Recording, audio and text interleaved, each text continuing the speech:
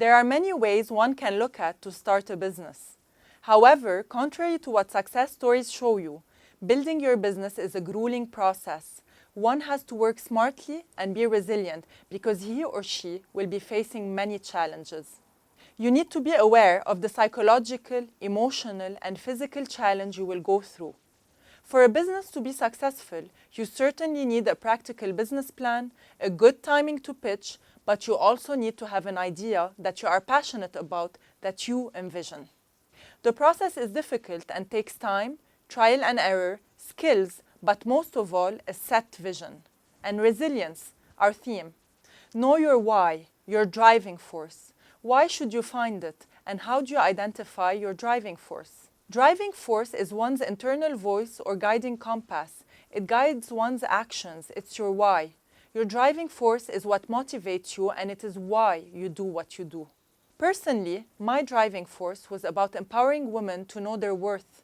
I wanted to have a successful business as a woman to prove the power and presence a woman can have in the Arab world. Do not worry if your driving force is the same or different than the mission of your business. Your driving force may or may not be socially oriented. All options are okay. All that matters is that your driving force is authentic and true to who you are. So, what's your driving force? A smart way to get started is to study the market where you could bridge the gap between what you can offer and what would be needed. Instead of asking, what can I sell to make money? How can I make a name for myself? Switch to, how can I be useful to people and generate profit from it? What can I offer that I would be passionate about and that people would need and enjoy? These questions are part of listening to yourself, which will teach you self-awareness. Your purpose has to be real to you and to them.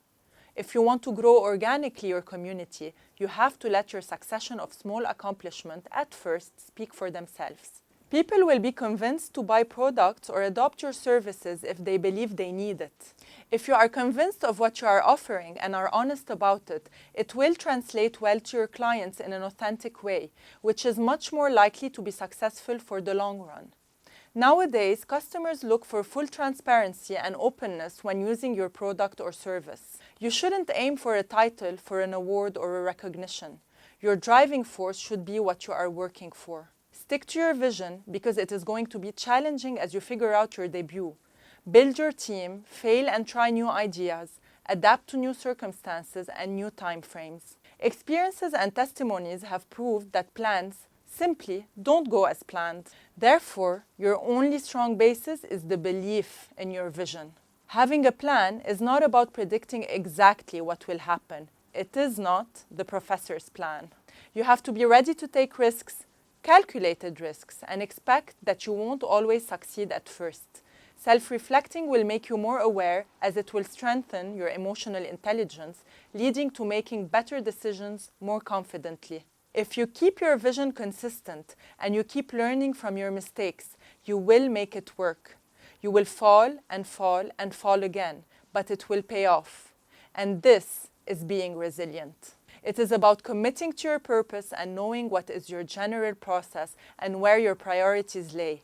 They vary from person to person and business to business, but here were some general ones that we are convinced about and wanted to share. To summarize, here's what we have learned today.